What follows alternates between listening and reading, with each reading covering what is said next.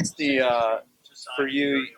You still have games this weekend, games next week, but you're bound to get players here from the NHL or even from juniors. Or are you thinking ahead to that, or are you just kind of focused on what's going to happen tomorrow? Oh yeah, we certainly think about it. I think we have to wait and see what happens with some of these players, whether they're coming from junior or we start to get some down. Obviously, Seth Helgeson will be in. It'll be an easy transition to get him back in. I think.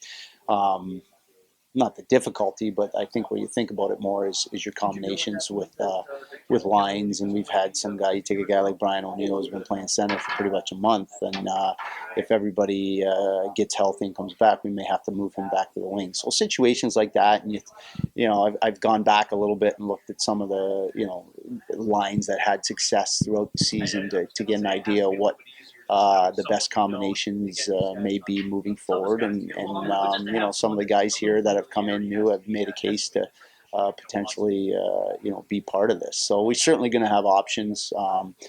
I think this weekend it'll be more maybe getting some injured guys back. Nick Clappen's an option, and obviously getting Helgeson back here will be good as well. So I think more the next week we'll start to really look at that a little more, and then also maybe look at giving some guys a rest down the stretch or definitely down the last week.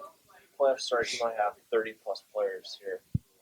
Did you learn anything 2 years ago? Similar situation, like what we see, maybe two practice groups. Yeah. There's no question. It's these are big guys and they tear up the ice when you got 30 of them out there. We dealt with that with the lockout year too. It was we had over 30 players here. So I think some of these kids that we bring in that will increase our numbers are going to be here more just for the last week or 2 weeks of the season, just to kind of bring them into our culture and let them get a look at whether they play or not, what it's like, life in the American League, practice, the daily routine. I think the education of that is important moving forward, whether they're with us next year or down the road.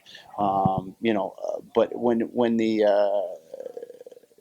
playoffs start, there's no question you want to, as much as possible, have get down to your game numbers are close to that for practice. And then, we know once the schedule picks up in the playoffs, there's not a lot of practice time anyway. So that black ace group, if you will, that those guys that aren't in the lineup have to stay sharp and they need ice. And, we have development guys that obviously can get involved in that. But, just from the past years, that's generally what we've done, and it works.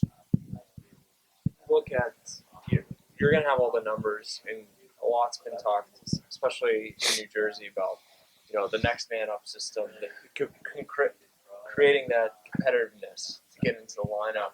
I mean, that's only going to help you with your run in the playoffs. Oh, no question. To have that depth and whether it's a back-to-back game situation, whether somebody goes down with an injury, a faster team, a bigger team. I mean, we certainly have all kinds of options here. I think the tough part is there's going to be a lot of guys potentially not playing that first or second game that have done a great job for us. And that's just the reality of it. That's how it is. But there's certainly the fact that we have strength in our depth and can play all types of games and have guys that can come in based on the team we're playing and the style of game that they play, I certainly is an asset. And then just having that depth to sustain through potential situations like I talked about with injuries. And these guys that have stepped in all year and done a good job, and I've said it all the time, it's only going to make us that much stronger down the stretch and in the playoffs,